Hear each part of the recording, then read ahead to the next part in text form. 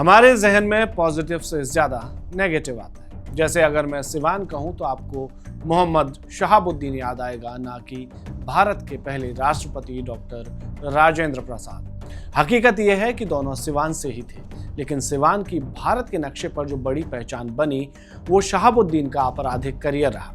शहाबुद्दीन एक खूंखार बेरहम हत्यारा जिसने जेल से भी चुनाव जीता, जो 4 बार सांसद और 2 बार विधायक बना, वही आज भी सिवान के काले इतिहास का एक बड़ा बदनाम और धब्बेदार चेहरा है। 10 मई 1967 को बिहार के प्रतापपुर में पैदा हुआ शहाबुद्दीन कॉलेज के दिनों से ही राजनीति और गुंडई में सक्रिय था और जल्द ही उसकी गुंडई अपराध की दुनिया में भी बदल गई। उसके खिलाफ 1986 से लेकर उसके जेल जाने के बाद भी हत्या, किडनैपिंग, फिरौती, रंगदारी और हत्या के प्रयास के कई मामले दर्ज हुए, पर रसूख इतना कि कोई हाथ नहीं डालता। कारण था लालू प्रसाद यादव का करीबी होना। एक तरफ लालू का करीबी, दूसरी तरफ मुस्लिम वोट बैंक का बड़ा चेहरा। लेकिन एक परिवार को उजाड़ना उसकी इतनी बड़ी गलती साबित हुई कि उसका आपराधिक करियर, रसूखदार करियर और राजनीतिक करियर तीनों जेल की दीवारों के बीच गुजरे और वहीं दम तोड़ा। लेकिन क्या इसे न्याय कहा जा सकता है? ये आप हमें इस कहानी को सुनने के बाद जरूर बताएं। नमस्कार, मैं हूं सिद्धार्थ और आप देख रहे हैं वन इंडिया की खास सीरीज बाहुबली फाइल्स, जिसमें हम आज बात करेंगे बिहार के शहाबुद्दीन बनाम चंदा बाबू केस की।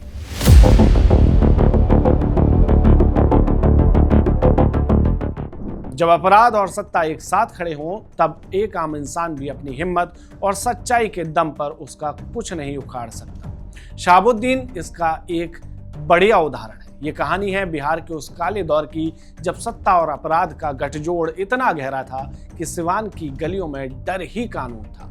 उस भयानक दौर का नाम था मोहम्मद शहाबुद्दीन, एक ऐसा बाहुबली जिसके नाम से लोग कांपते थे। सांसद भी था, अपराधी भी, और सियासत में उसका रसूख इतना कि कानून भी उसके आगे घुटने टेके सलामी ठोकता था। कहा जाता है कि जहां उसके कदम पड़ते वहां खून की नदियां बहती, लेकिन इसी जंगल राज में एक आम आदमी ने हिम्मत दिखाई। उसका नाम था चंद्रकेश्वर प्रसाद उर्फ चंदा बाबू, एक साधारण दुकानदार, कम्युनिस्ट विचारधारा का आदमी जिसने अपने 3 बेटों को खोने के बाद भी न्याय की लड़ाई और उम्मीद नहीं छोड़ी। वो बात अलग है कि अंत में उसके हाथ कुछ नहीं आ सका। तारीख थी 16 अगस्त 2004। वो रात चंदा बाबू की जिंदगी की सबसे भयानक रात बन गई। सिवान की उस छोटी दुकान में जहां रोज की तरह उसके 3 बेटे सतीश, गिरीश और राजीव काम कर रहे थे, दुकान पर डालडा का माल उतर रहा था। गले में 2.5 लाख रुपए रखे थे। दुकान पर उनका बेटा सतीश मौजूद था कि तभी शहाबुद्दीन के हथियारबंद गुंडे आ धमके। सतीश से रंगदारी मांगने लगे। जवाब में सतीश ने कहा कि खर्चे के लिए 30-40 हजार रुपए दे सकता हूं, 2 लाख नहीं है। जवाब में उसे पीटा गया और गले से पैसे लूट लिए 100 अलग। सतीश ने विरोध किया तो उसे बेरहमी से पीटा। इसी बीच छोटे बेटे राजीव ने हिम्मत दिखाई और बाथरूम में रखी तेजाब की बोतल से एक मग तेजाब निकालकर गुंडों पर फेंक दिया। तेजाब के छींटे गुंडों के चेहरों पर पड़े। राजीव की भाई को बचाने की ये कोशिश चंदा बाबू के परिवार को इतनी भारी पड़ने वाली थी कि जिसका जिक्र देश के सबसे भयानक अपराधों और देश के सबसे घटिया दौर के क्रिमिनल जस्टिस सिस्टम के उदाहरण के तौर पर होने वाला था। तेजाब फेंकने से शहाबुद्दीन के गुंडे बौखला गए। उन्होंने चंदा बाबू के सामने ही राजीव को खंबे से बांध दिया। चंदा बाबू चिल्लाए, गिड़गिड़ाए, लेकिन कोई सुनने वाला नहीं था।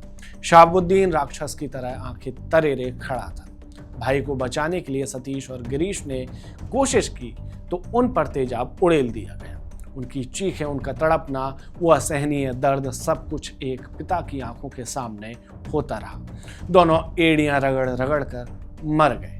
पिता छाती पीट पीट कर रोता रह गया। जब इस बात की तस्दीक हुई कि दोनों मर चुके हैं तो उनकी लाशों को नमक भरी बोरियों में भरकर कहीं फेंक दिया गया और राजीव को अंधेरे कमरे में बंद कर दिया गया। लगा था कि शायद राजीव पर किस्मत को रहम आ जाए और वो भी बच सके। किस्मत ने उसे बचाया भी, लेकिन कुछ और वक्त के लिए। दरअसल मौका पाकर राजीव किसी तरह वहां से भाग निकला। चंदा बाबू पुलिस से लेकर नेताओं तक सबके चक्कर काटते रहे, न्याय की आखिरी उम्मीद को भी तलाशने लगे। लेकिन जब सत्ता ही अपराधी बनकर बैठी हो और न्याय करने वाले ही अन्याय के देवता बन जाए तो फिर उम्मीद भी सांस तोड़ देती है। कोर्ट कचहरी और तारीख के चक्कर में पड़े चंदा बाबू और राजीव अपनों के न्याय के लिए लंबे समय तक लड़ते रहे। चंदा बाबू के पास अब सिर्फ वही एक सहारा बचा था, राजीव। 2005 में नीतीश कुमार के मुख्यमंत्री बनते ही न्याय की आस तो जगी थी, लेकिन कोर्ट तो कोर्ट था। एक दशक बीता और साल आता है 2014। राजीव की शादी को मात्र 18 दिन हुए थे। 3 दिन बाद उसके दोनों भाइयों की हत्या के मामले की तारीख पर कोर्ट में सुनवाई होना थी। राजीव इसमें गवाह था। इसी सिलसिले में राजीव पटना के पास खगौल इलाके में किसी काम से जा रहा था, तभी डीएवी मोड़ के पास कुछ गुंडों ने उसकी गोली मारकर हत्या कर दी। चंदा बाबू की आखिरी उम्मीद, उनका आखिरी बेटा भी मारा गया। किसी के पास कोई सबूत नहीं कि उसकी हत्या किसने कराई, लेकिन इल्म सबको था कि इसके पीछे कौन है। सिवान में सन्नाटा था, गवाह चुप थे, सबूत मिटाए जा रहे थे और नेता अपराधियों की ढाल बने हुए थे। शहाबुद्दीन को बचाने की हर संभव कोशिश की जा रही थी, लेकिन चंदा बाबू ने हार नहीं मानी। वो बार बार कोर्ट गए, केस लड़े, धमकियां झेली, पर पीछे नहीं हटे। उन्होंने कहा था, मेरे बेटों की आत्मा को तभी शांति मिलेगी जब इंसाफ मिलेगा। जब यह मामला शुरू हुआ तब 2004 में बिहार में लालू यादव की आरजेडी वाली सरकार थी और शहाबुद्दीन उन्हीं का खास आदमी माना जाता था। तब पुलिस और प्रशासन दोनों खामोश रहे, जैसे किसी ने जुबान बंद कर दी। फिर इसके बाद 2005 में बिहार की सियासत में आए बदलाव के बाद जेडीयू बीजेपी की सरकार आई। कुछ ही दिन रही, फिर उसके बाद राष्ट्रपति शासन लगा और सिवान में नए आईपीएस अधिकारी रतन संजय की तैनाती हुई। वही थे जिन्होंने शहाबुद्दीन की मांद में घुसकर उसे गिरफ्तार किया। पहली बार बिहार ने देखा कि सत्ता से टकराने वाला एक बाहुबली कानून के शिकंजे में आ सकता है। तलाशी में हथियारों का जखीरा मिला, केस खुले और धीरे धीरे शहाबुद्दीन की हुकूमत ढहने लगी। 2016 में तेजाब कांड में शहाबुद्दीन को उम्र कैद की सजा मिली।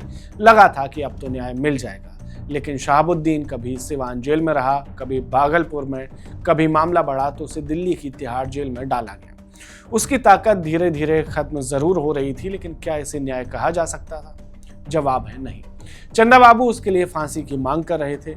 लग रहा था शायद हो भी जाए, लेकिन 2015 में नीतीश सीएम जरूर थे, पर सत्ता की साझेदारी लालू के साथ थी। लिहाजा शहाबुद्दीन जेल से बाहर तो नहीं आया, पर उसे फांसी भी नहीं हुई। आरजेडी, जेडीयू और फिर जेडीयू बीजेपी सत्ता में आए, लेकिन न मामला ऊपर गया और ना ही नीचे, जस का तस बना रहा। इसके बाद कुदरत अपने पासे चलती है। पूरी दुनिया में कोरोना महामारी आती है। इसमें कई लोग मारे जाते हैं, जिसमें 1 मई 2021 को शहाबुद्दीन भी तिहाड़ जेल में कोरोना के कारण मारा जाता है। कुछ लोगों ने इसे कहा कि ऊपर वाले की लाठी में आवाज नहीं होती, लेकिन चंदा बाबू, उनकी नजर में यह न्याय नहीं था। उन्होंने अपने आखिरी मीडिया इंटरव्यू में कहा, मुझे न्याय नहीं मिला। इसके बाद चंदा बाबू ने कभी किसी मीडिया या पत्रकार से बात नहीं की। शहाबुद्दीन और चंदा बाबू में बस फर्क इतना था कि एक लाश बनकर चुप हो गया और दूसरा जिंदा लाश बनकर। अब आप हमें कमेंट में बताएं कि चंदा बाबू के हिस्से में जो आया, क्या उसे न्याय कहा जा सकता है? Subscribe to One India and never miss an update. Download the One India app now.